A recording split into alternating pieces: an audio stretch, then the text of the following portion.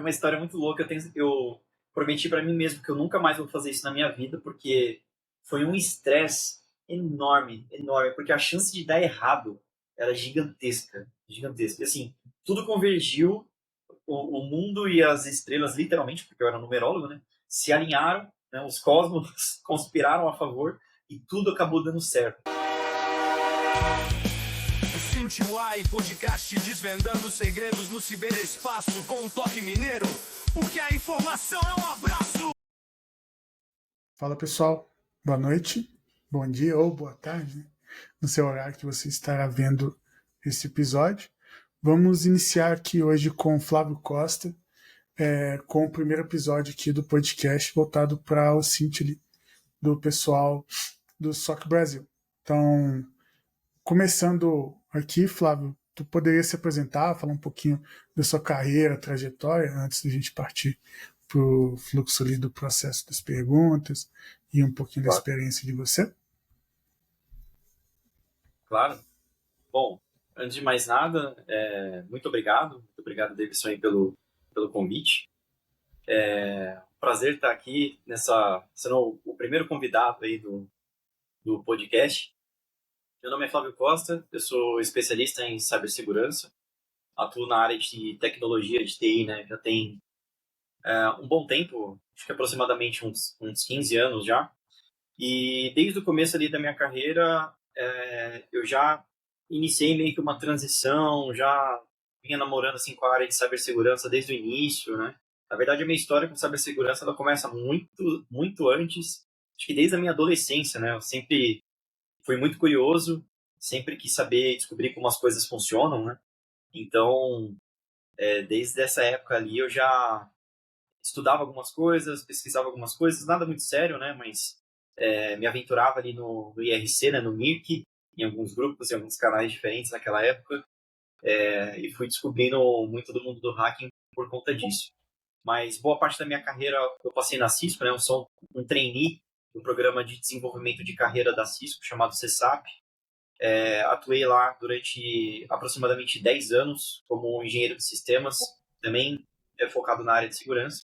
E atualmente eu sou um Business Development Engineer na Fortinet. Eu sou um engenheiro de desenvolvimento de negócios focado na área de SecOps. Então, todas as oportunidades que a empresa tem focadas na área de operações de segurança, eu sou um dos líderes técnicos da empresa para poder desenvolver essas oportunidades com os clientes da Fortinet.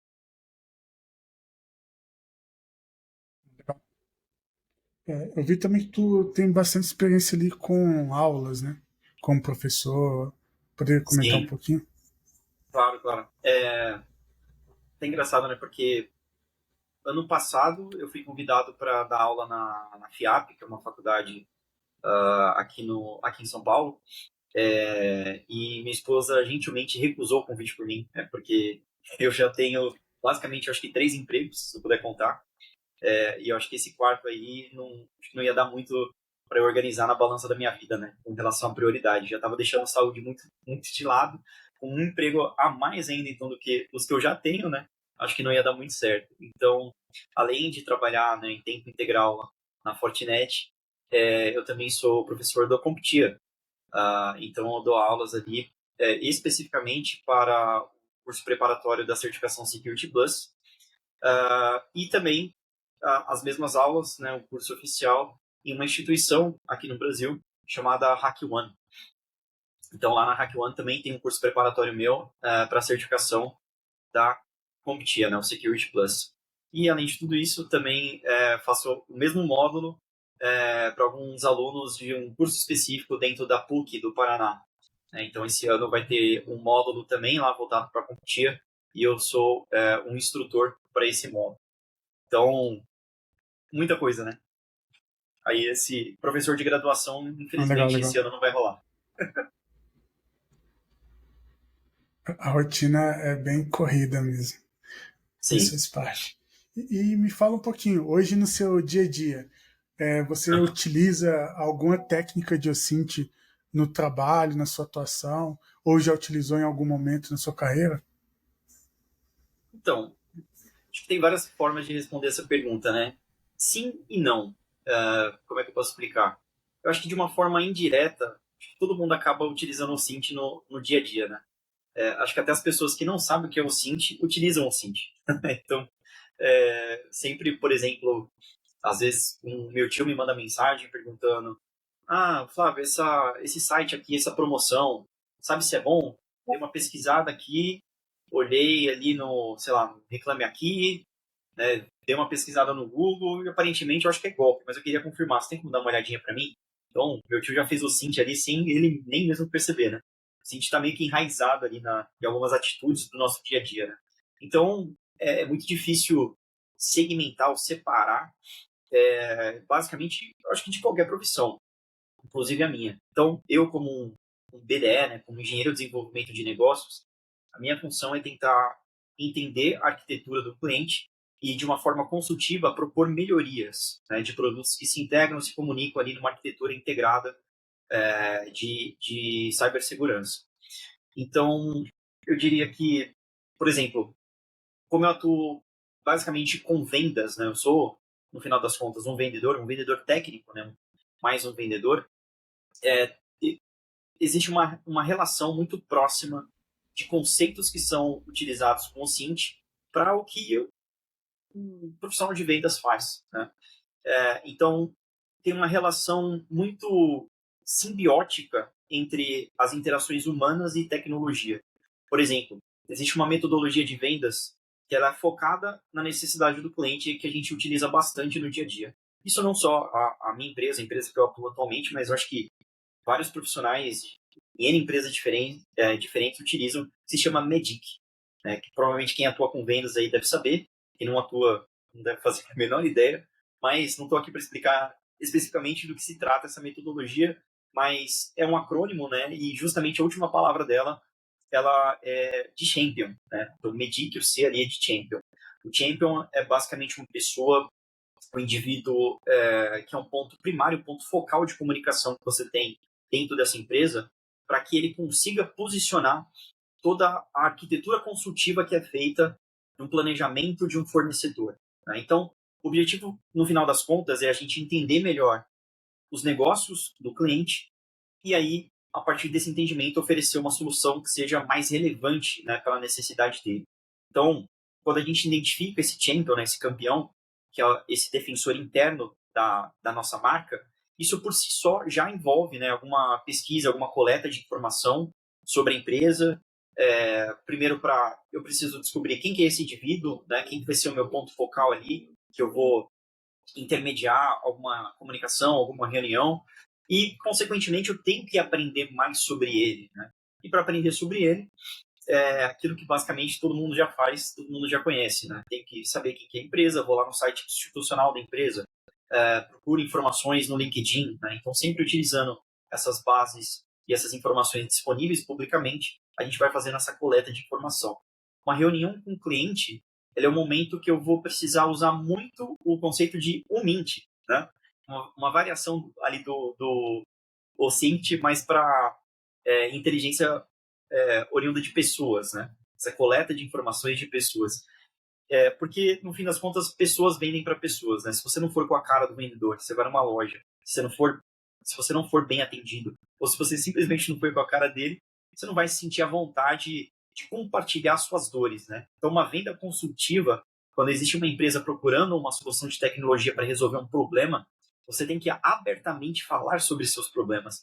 E falar de problemas que estão relacionados à cibersegurança é sempre algo muito crítico, né? Então, dependendo dessa situação, e dependendo da forma como você se sente, você simplesmente vai parar ali a reunião, ou depois que ela for finalizada, vai atravessar a rua e vai para o concorrente mais próximo, né? Então, ser um engenheiro de pré-vendas, ele vai muito além da formação educacional do currículo, né? Das hard skills, do que você tem de graduação, de certificação.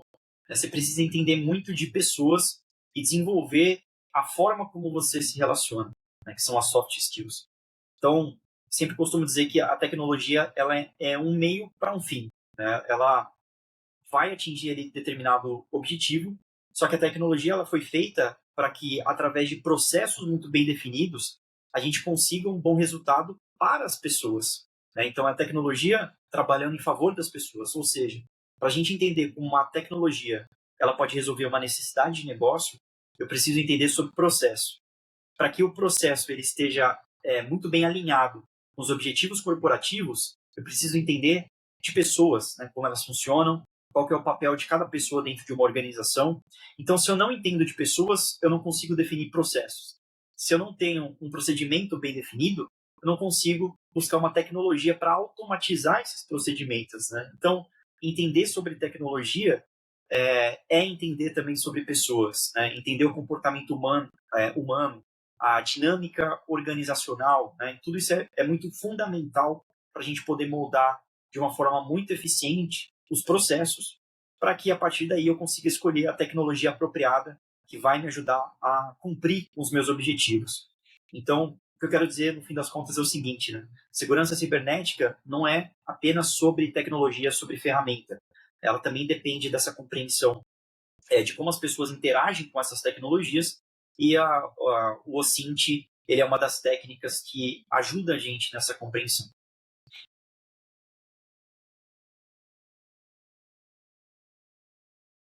Legal, legal. Usar o Mint no dia a dia é algo que eu particularmente gosto muito.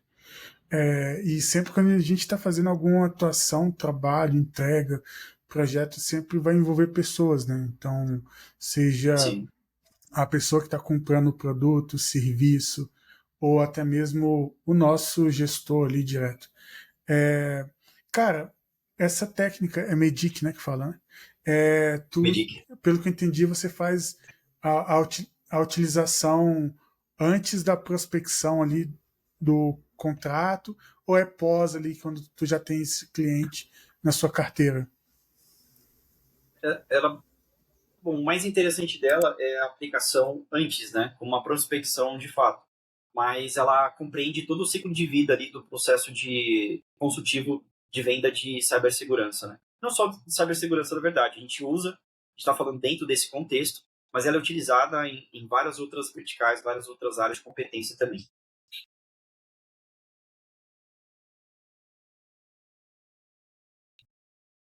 Legal, show. E para você, qual é o papel da OSINT na área de cybersecurity? Bom, acho que são vários, né? A gente pode começar ali fazendo até uma correlação com o framework do MITRE, né? Pegando a primeira grande tática, né, da fase de reconhecimento. Então, fazendo esse deparo justamente para a área onde eu atuo, que é com vendas, toda essa parte de pesquisa com relação à empresa, com relação aos funcionários dessa empresa, está extremamente relacionado ao Cint, né? Se a gente for um pouco mais para uma área técnica, né, fugindo ali especificamente da minha área específica de atuação, mas utilizando o framework do MITRE como exemplo, o framework por si só, né, o ATEC, ele é um ótimo exemplo sobre uma base aberta de conhecimento de TTPs, né, de táticas, técnicas e procedimentos. Então, quando a gente conhece, e essa de fato é a intenção da metodologia do framework do MITRE, é conhecer e aprimorar seus métodos de defesa a partir do entendimento de como ataques funcionam. Então, a gente torna o ataque a nossa estratégia de defesa. A partir do conhecimento que a gente tem de como os hackers operam, né? Óbvio, os hackers... Esse é um outro problema da nossa área, né? O uso dessas terminologias. Eu nunca sei quando eu devo, de fato, falar hacker, ou se eu uso o termo correto, que é cracker, ou se é hacker não ético. Eu acho que generalizou tudo de uma certa forma para hacker, né? E a gente tenta interpretar de acordo com o contexto. Mas eu sei que tem uma galera que é mais certinha com relação ao emprego desses termos técnicos que vai me cobrar depois. Mas, enfim, de acordo com o conceito, a gente consegue entender o que de fato a gente está falando. Mas, utilizando esse mesmo framework, eu consigo ali uma base aberta, um documento que é vivo, né? Que está constantemente sendo atualizado, eu consigo buscar a inteligência de como o ataque funciona, né? E esse entendimento ele é fundamental para a gente desenvolver um melhor mecanismo de defesa. Então, o papel da OSINT na cibersegurança, no meu ponto de vista, como um consultor, né, como alguém que atua muito mais do lado do blue team, digamos assim, é justamente esse, né, entender através dessas documentações, principalmente dessas fontes que são obviamente, abertas, né? Mas, claro que não de uma forma única, né? É só um componente ali de todo o nosso arsenal de threat intel, mas a gente consegue, através dessas bases, desenvolver melhores mecanismos de defesa. Não, legal, legal. Isso é interessante. E como que você ali, como profissional de segurança cibernética também, vê ali a aplicação da OSINT e como poderia ali contribuir para a segurança das empresas, assim, complementando a sua pergunta anterior, a resposta anterior, perdão. E quais processos, assim, saindo um pouco até mesmo de Blue, apesar da gente ser profissionais de Blue Team ali, em quais outros aspectos que tu vê a aplicabilidade de OSINT no dia a dia do profissional de tecnologia, cyber?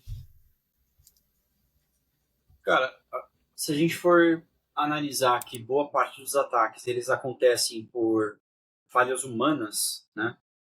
Ou através da exploração do aspecto humano, né, por engenharia social, phishing, enfim, em outras técnicas, acho que dá para tirar vários insights interessantes daí, né? Inclusive uma coisa que eu faço bastante, atualmente não tanto, mas fazia bastante isso no passado recente, é utilizar OSINT, técnicas de OSINT, para criar apresentações sobre conscientização cibernética e ir até as empresas para falar não só com a área de TI, com a área de cibersegurança, mas com toda a organização sobre riscos cibernéticos de uma forma geral. E eu sempre participei de vários treinamentos de cibersegurança, né? E todo treinamento de cibersegurança era meio empacotado, assim, sabe? Padronizado. Então tinha lá um vídeo que eu tinha que assistir, algumas perguntas que eu tinha que responder. Claro que hoje em dia tem muito mais ofertas, né? Ofertas bem criativas e diferentes. Uma vez eu fui num evento aí ano passado, se eu não me engano, acho que foi da CultSec que eu vi isso. Tinha lá um cara vendendo um picolé de phishing. E é muito legal porque o sorvete de morango, a capa era de morango, mas na verdade o sabor era de limão. Então você era enganado ali pelo próprio sorvete, pelo próprio sabor do sorvete. Então tem formas hoje em dia, né, que as Genial. pessoas vão criando, vão inventando, muito criativas para poder falar sobre riscos cibernéticos, né? E uma abordagem que eu costumava fazer era, ao invés de ir até a empresa e falar o que você deve fazer, o que você não deve fazer, tocar aquele terror, né? Que muita gente que trabalha com cibersegurança faz isso. Se você ainda não foi atacado, você vai ser atacado, né? Porque não é uma questão de e se, mas de quando. Então, acho que todo mundo já ouviu isso. Então, eu não sou muito fã dessa abordagem de terrorista, sabe? De chegar e assustar. De fato, o mundo realmente é ruim, né? Tem alguém ali que sempre vai tentar invadir a sua empresa, roubar seus dados, seu dinheiro, suas informações, mas eu não gosto muito de atuar por essa linha. Apesar de que vou explicar a técnica que eu utilizo com o Cint, e ela vai um pouco mais nessa linha mesmo, né? Tô sendo um pouco... Bom, enfim, o que eu costumo fazer para, de fato, aí, explicar.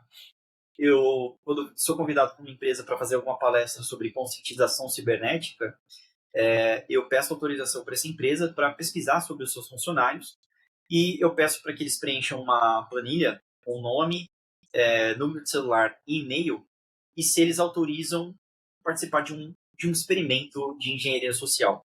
Porque aí, com base nessas informações, com a autorização dessas pessoas, eu vou utilizar o Cint para descobrir na internet, na maior ferramenta hacker de todos os tempos, que é o Google, né, o que essas pessoas têm disponível por aí de informação.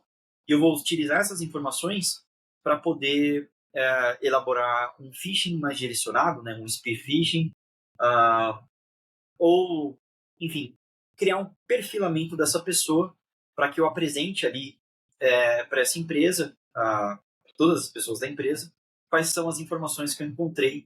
E que bom que fui eu que encontrei, né? E estou utilizando isso de uma forma um pouco mais ética e legítima, e não, de fato, um hacker, né? Um atacante com um propósito malicioso que vai utilizar isso para desenvolver um phishing ou alguma forma aí que vai fazer você clicar em um link, né? Te convencer a fazer uma ação que, em sã consciência, você provavelmente não faria. como transferir seu dinheiro para poder cancelar uma outra transferência, né? Eu ouvi algumas histórias nesse sentido também. Então, montando esse perfilamento do que eu descubro sobre as pessoas, principalmente em mídias sociais, né? Já teve vezes, por exemplo, que eu estava pesquisando ali sobre uma determinada pessoa e eu tinha o LinkedIn dela, tinha descoberto o LinkedIn, vi onde ela estudou, tal, fui coletando e fui montando as informações de tudo que eu ia encontrando. Isso é importante porque mais para frente, quando eu tento juntar algumas peças desse quebra-cabeça, eu acabo descobrindo outras informações, né? Às vezes eu não tenho a data de nascimento dela, está explícita ali em um formulário ou algo nesse sentido, mas tem uma foto que é de um aniversário e, sei lá, a pessoa colocou lá um bolo de aniversário e colocou, por exemplo, meus 27 anos. Então, provavelmente, pode ser que eu esteja errado? Pode ser. Mas provavelmente a data que ela tirou essa foto e que ela postou no Instagram, por exemplo, representa exatamente o dia do aniversário dela. Né? Então, muito do que as pessoas compartilham em mídias sociais, a gente consegue utilizar, e às vezes não explicitamente, né? Mas a gente consegue ir coletando uma informação de um lado e de outro e montando um perfil, né? Montando uma história mais completa. E às vezes a gente pode ter alguma sorte de aparecer por aí, né? Meio que do nada, alguma trend, né? Que auxilie a gente a coletar essas informações, como teve recentemente no próprio Instagram, né? As pessoas colocando lá aquela lista enorme de informação, até o número do sapato que estavam colocando, signo, data de nascimento, né? Enfim, então, isso com certeza acaba servindo de insumo para engenheiros sociais, né? Que foi o papel que eu desempenhei naquele determinado momento, para coletar alguma informação que vai ser utilizada contra essa pessoa. Então, em alguns casos, eu já cheguei a fazer alguns phishings mais direcionados e a pessoa caiu. E aí eu mandei um link nesse phishing, né? Que não necessariamente era malicioso, mas poderia ser, mas só como uma forma de aprendizado e conseguir pegar ali, por exemplo, a geolocalização da pessoa, né? Informações de user agent, informações ali mais básicas enfim, que você compartilha com qualquer servidor, né? Com qualquer site que você acessa. Mas quando você apresenta isso de uma forma prática para a pessoa e ela vê ali numa apresentação, né? Logo no início da apresentação, tudo que você conseguiu pesquisar sobre ela, só com fontes públicas de informação, o impacto que isso tem é outro. E aí isso vai muito além de falar sobre conscientização, falar sobre phishing e risco cibernético, né? A pessoa acabou de passar por essa situação, onde ela teve os dados que já estavam expostos, colocados e apresentados para ela ali de uma maneira, mostrando que aquilo poderia ter sido utilizado de uma forma maliciosa e contra ela. Então você pode ter certeza que, muito provavelmente, essa pessoa vai esquecer algum termo técnico que eu utilizei. Se eu falei sobre phishing, ela não trabalha diretamente com cibersegurança, ou se eu falei qualquer outro termo que ela desconhece porque não é do dia a dia. Mas eu tenho certeza que ela nunca mais vai esquecer o momento que ela viu a data de nascimento dela na tela, o CPF, obviamente, né? Ocultado. Quando eu acho uma informação mais sensível assim, eu coloco um asterisco, né? Eu oculto ali alguns campos da informação. Mas depois eu confirmo com ela, por exemplo, os 3 últimos dígitos do seu CPF é 572, sei lá. Né? A pessoa vai lá, isso mesmo. Então já passa uma veracidade maior. Né? Eu acho que o impacto que sempre foi, tá? Todas as vezes que eu fiz, eu acho que eu já fiz isso em mais de 20 empresas diferentes nos últimos anos. Todas as vezes o impacto foi positivo. Pode parecer até meio invasivo, né? Meio estranho falar. Eu vou até a sua empresa, vou procurar e pesquisar sobre seus funcionários e vou expor para todo mundo tudo que está online sobre eles. As pessoas podem pensar assim num primeiro momento: talvez eu não gostaria que fizesse isso comigo. Mas, cara, todas as vezes que eu fiz, o resultado assim foi excelente, o feedback foi fenomenal. Inclusive, uma dessas vezes eu coloquei como um vídeo no canal no meu YouTube de uma apresentação que eu fiz no B-Sides, né, que é um evento de hacking, que foi a coisa mais louca que eu já fiz na minha vida, porque ao invés de simplesmente montar um perfilamento e falar o que eu achei sobre essas pessoas, eu fingi que eu era um vidente, que eu era um numerólogo. Então eu fui até uma empresa com mais de 300 funcionários e falei: meu nome é Flávio, eu sou um vidente numerólogo, vou fazer aqui um número de numerologia. Número de numerologia é ótimo, mas eu vou falar sobre numerologia para vocês. E foi assim que eu enganei, né, toda essa empresa, mas já sabendo, obviamente, dos dados de pessoas que eu já havia coletado, já havia preparado antes da apresentação. Então tem um professor no próprio B-Sides acabou gravando essa minha palestra, né? E aí ele me disponibilizou, mandou para mim, e eu coloquei essa palestra então no meu canal no YouTube, e lá eu conto, né, nesse vídeo, como é que eu hackeei, né, uma empresa utilizando engenharia social, o Cint, e me passando por um vidente. Pô, conta mais um pouquinho aí desse caso. Eu achei interessante. Deu até Cara, vontade de replicar.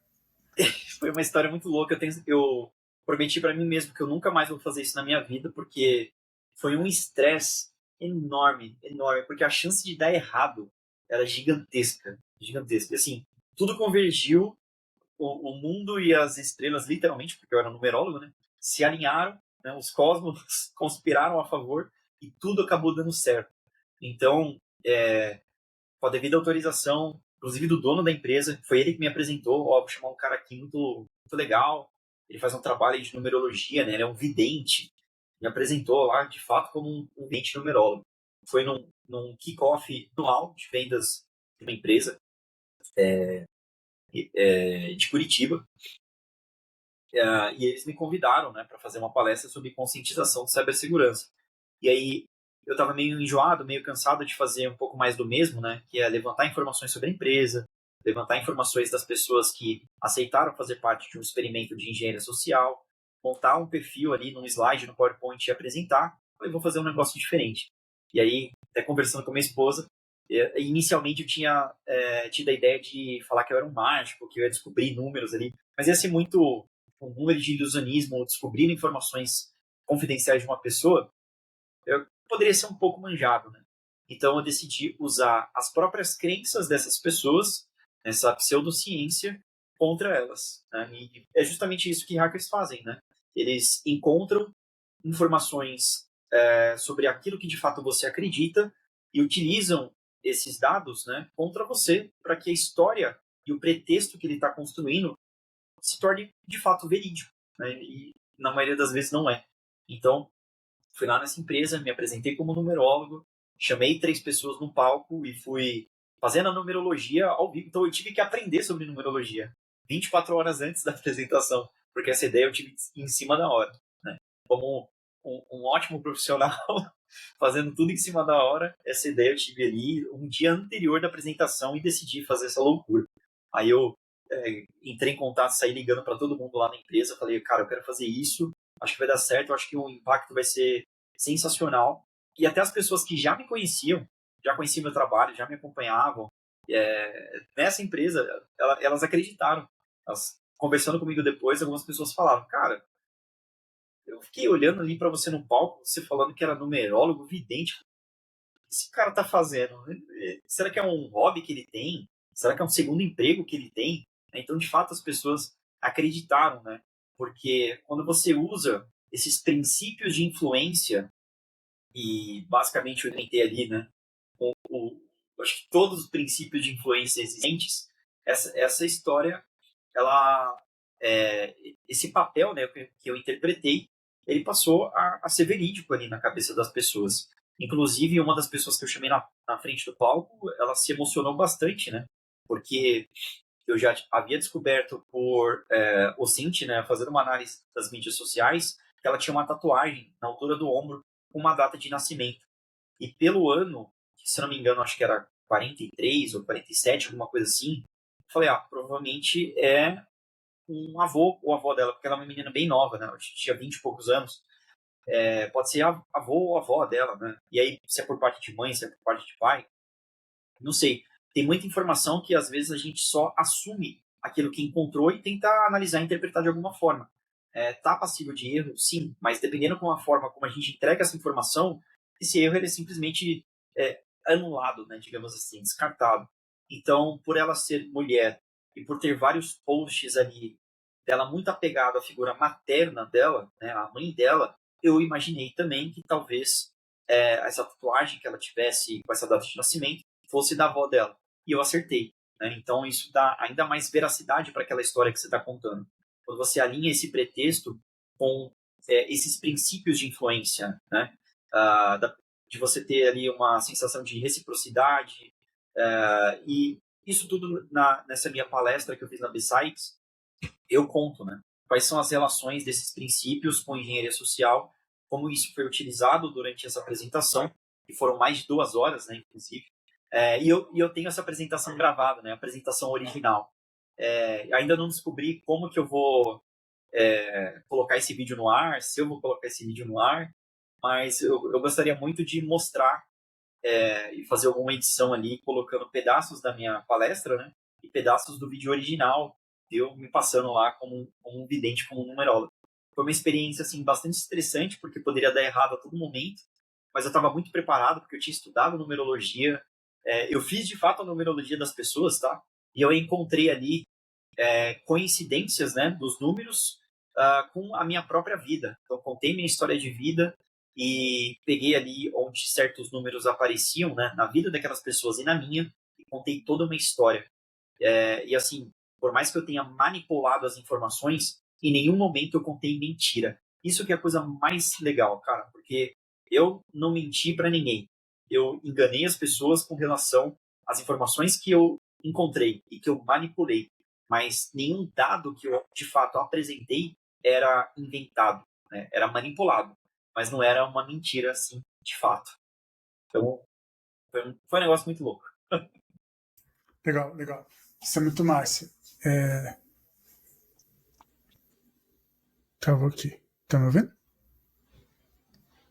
Tô ouvindo sim. Legal. Pô, muito massa essa pegada.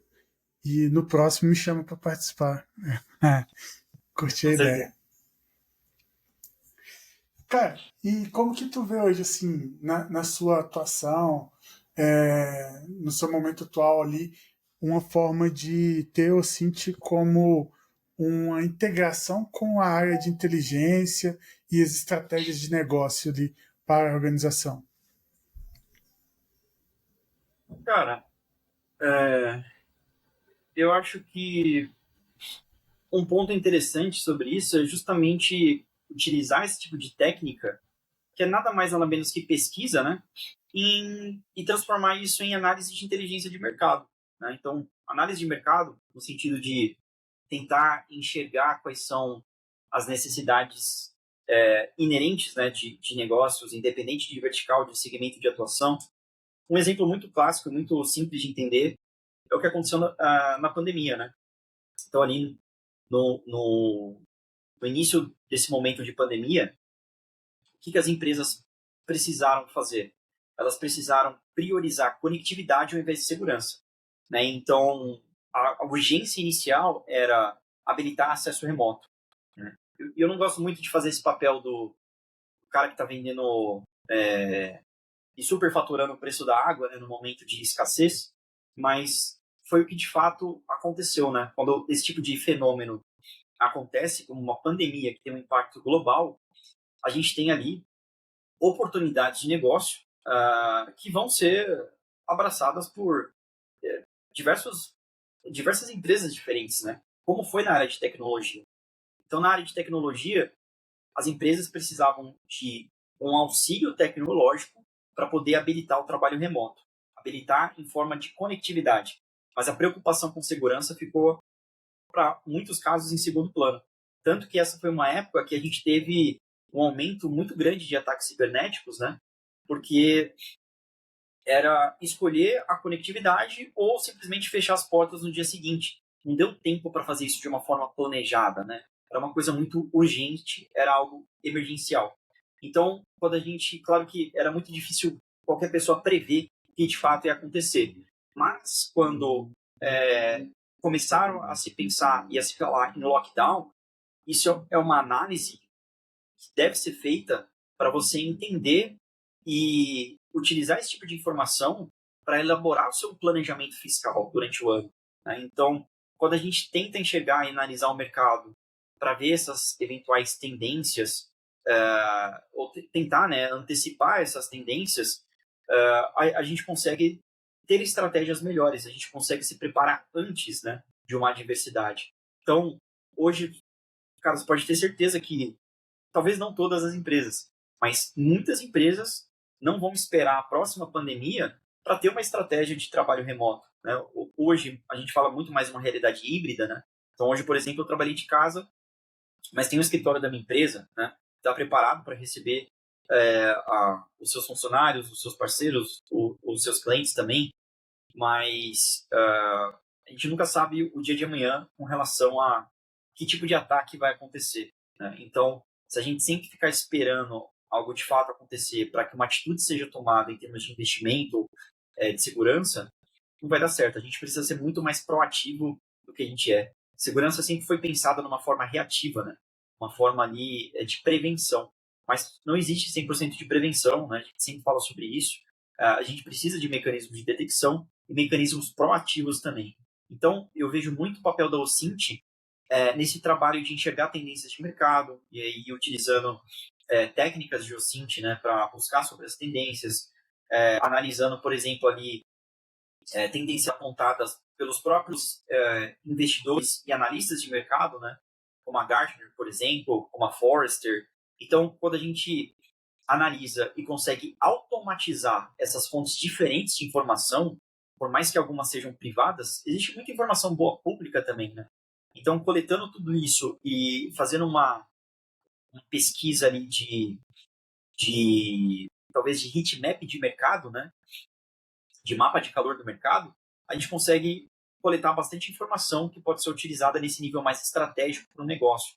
Então, se a gente tem essa informação, a gente consegue moldar a área de investimento estratégica, a gente consegue personalizar e direcionar conteúdo para necessidades específicas, né, para os nossos clientes. E outra coisa que eu acho que é um outro ponto de atuação também muito interessante que muitas empresas fazem é alinhado à reputação da marca, né? O que a gente chama de brand awareness, né? Então, é pesquisar sobre o seu próprio nome para monitorar a percepção das pessoas com relação à sua marca. Então, a gente faz muito isso em mídia social, né? Por exemplo, sei lá, uma operadora de telefone, né? Não quer ter ali a sua marca relacionada a casos negativos. Então, sempre quando alguém vai lá e faz um hashtag, né, telefonia móvel, e marca lá a empresa, essa empresa está respondendo, né? Então, existem muitas empresas que são muito ativas, né, em mídias sociais, e esse é justamente um trabalho que eu vejo muito relacionado ao OSINT, né?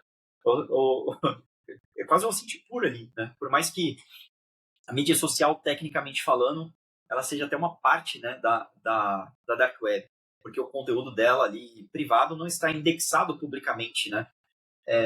Mas também faz parte, né, dessas mesmas técnicas que a gente utiliza dentro de OSINT. Então, você pesquisar sobre o próprio nome da sua marca, da sua empresa, para monitorar a percepção das pessoas sobre ela, entender também, né, qual que é o valor associado à sua marca. E eu acho que o OSINT pode ajudar muito nesse quesito também.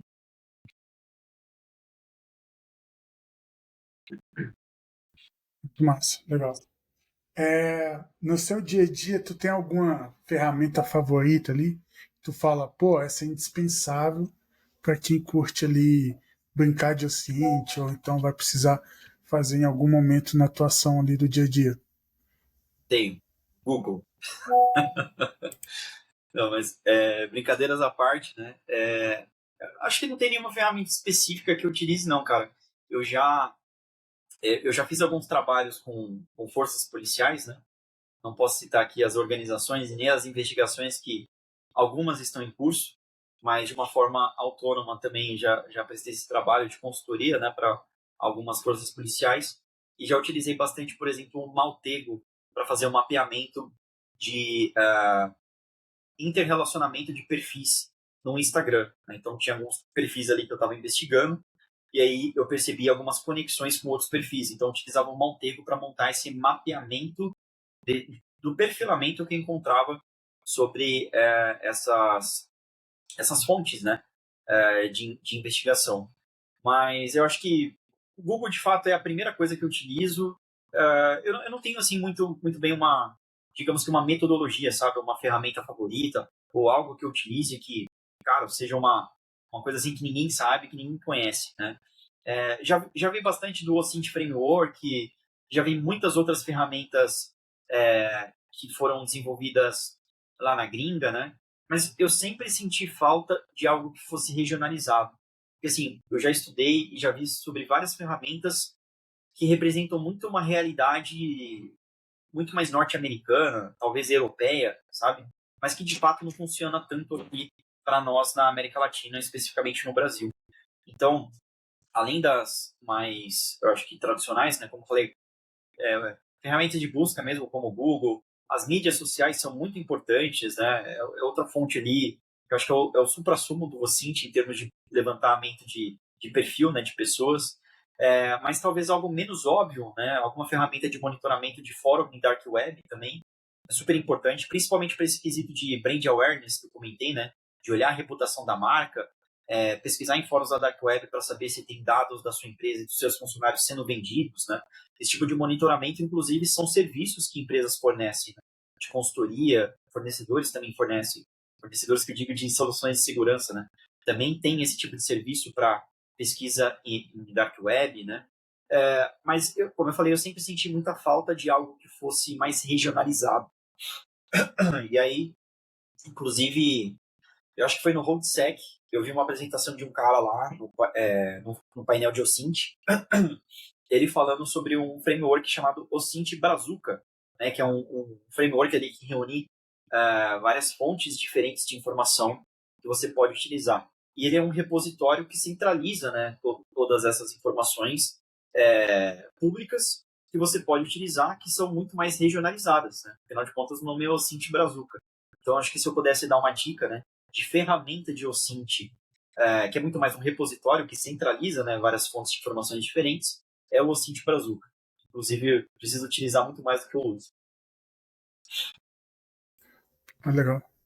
Já usei bastante. O Cinti Brazuca é vida.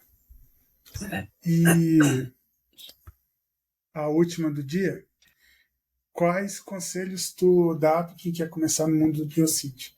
Então, tem alguma que tu vê que faz mais sentido? Caminho de estudo, trilha, curso? O que tu tem aí pra gente? Cara, eu acho que assim, primeiro, antes de mais nada, né? Se você já parou aqui nesse vídeo, já começou bem. Já tá num lugar bacana aí para aprender sobre o Synth, né? Não só com esse episódio, mas com todos os outros que o Davidson e a equipe aqui forem produzir. Mas eu acho que participar de uma forma geral em eventos de hacking é uma primeira boa oportunidade, né? Eu acho que se você perguntar assim para qualquer pessoa que atua na área, sempre vai ter um curso bacana, sempre vai ter ali, sei lá, uma trilha bem específica, né? Que você pode seguir para se especializar em determinada área de atuação dentro das ramificações existentes de cibersegurança. Mas eu acho que acima de tudo isso, cara, é você estar presente nesses eventos. É você atender a eventos de hacking, fazer networking, conhecer as pessoas, conhecer outras pessoas que atuam de fato diretamente com o Synth e trocar essa ideia. Né? Eu acho que isso vai ser, cara, a coisa, assim, o mais indispensável de qualquer outro, sei lá, outra base de ideias que você possa utilizar para você aprender sobre qualquer assunto, né? Não especificamente só sobre o Synth, mas todos esses eventos, às vezes tem as villages, né? Tem as áreas ali que focam em conceitos diferentes. Então, eventos como o RoadSec, o Besides, que eu comentei, You Shot the Sheriff, até os mais tradicionais, né, que acontecem na gringa, como o Black Hat, a DEFCON, né, enfim, são muitos eventos, H2HC, né, que rolou mais recentemente também. Eu acho que participar de eventos de hacking é onde você consegue ali ter acesso ao supra-sumo da informação, digamos assim. A informação que você vai encontrar com mais qualidade, que muitas vezes não está disponível publicamente, utilizando o Synth. Então, é você utilizar o conhecimento de OSINT para buscar informação na fonte, da galera que realmente sabe da parada, que organiza esses eventos, que apresenta e tem o prazer de compartilhar informação com os outros. Eu acho que outra dica boa também pode ser você buscar e participar de grupos de estudo. Então, quando você faz networking com pessoas que têm o mesmo objetivo de aprendizado que você, cara, facilita muito, né? Tá todo mundo alinhado ali, tá todo mundo buscando o mesmo objetivo, compartilhando informação. Então, encontrar esses grupos, acho que seria a minha dica número 2, digamos assim, né? E participar de workshop, de webinar, de profissionais que, de fato, tenham experiência, né? Experiência de mercado, experiência de campo, atuando ali no dia a dia com esse tipo de informação. E, de novo, acho que todas essas dicas que eu mencionei, né, essas 3, elas valem para qualquer área. Não só especificamente o OSINT, mas tudo que você se propor a aprender na sua vida, busque um mentor, busque pessoas que, de fato, tenham um background de conhecimento, né, nessa área que você quer se desenvolver, e faça esse networking. Participando de eventos, participando não só presenciais, mas online também, né, obviamente. Tudo isso eu acho que vai aumentar muito ali a sua chance de não só coletar informações e de aprender, mas de aprender de fato com fontes fidedignas, né, com pessoas que realmente entendem do assunto. Legal, legal. Eu só gostaria de adicionar o ponto assim de praticar. Acho que esse é um fator muito importante. De fato, para mim, funcionou muito participar de evento, estar ali com o pessoal, conhecendo a galera. Até eu entrar para a área de cyber foi algo assim. Então, de tanto ir para os eventos, eu ia em diversos eventos de forma mais abrangente de tecnologia. E o que mais me abraçou ali foi a comunidade de segurança. Então, assim, é como se fosse um ovo, né? Todo mundo se conhece, todo mundo Sim. se vê ali, o pessoal vai se ajudando. E os eventos de cyber têm essa pegada de fato, fomentar ali o conhecimento, o compartilhamento de informações, e isso é um diferencial muito legal. Cara, isso foi um divisor de águas para mim. Assim. Eu sempre tive uma vontade de atuar em diversas áreas de tecnologia, mas as que eu acabei aprofundando ao longo da carreira foram as que eu tive mais contato com pessoas. E a área de Thread Intel, ou Cint, principalmente, ali, tem uma comunidade bem legal hoje surgindo ali no Brasil, fora, e ver palestras dessa área dá uns insights bem massa ali, coisa que tu para e fala, pô, como que eu não pensei nisso antes? Isso é incrível. E quando tu vai replicar, tu vê isso funcionando, aí tu vê a magia acontecendo, né? Isso é bem Com legal. certeza. Acho que essa parte Não, legal. que você mencionou é fundamental, né? Não só coletar informações, né, absorver, mas, cara, tenta submeter ali, tenta criar uma palestra, né? Faz primeiramente ali para, sei lá, seus colegas de trabalho, para outras pessoas da área, né?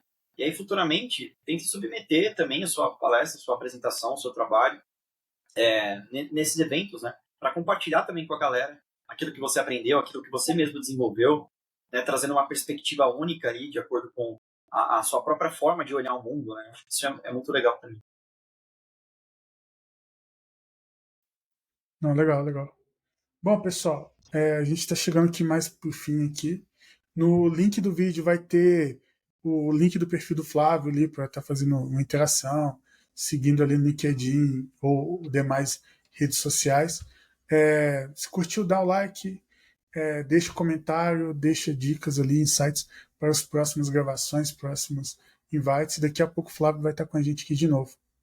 Show de bola. Gostaria de agradecer aí a participação e ter visto ali com a gente, disponibilizado sua agenda. Muito obrigado, meu cara.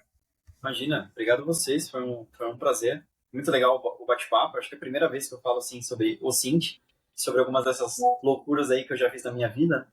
Então, quem quiser acompanhar o meu trabalho, eu tenho investido bastante agora nas mídias sociais, né? Tenho meu Instagram, o Flávio C, meu LinkedIn também, mesma coisa, o Flávio C.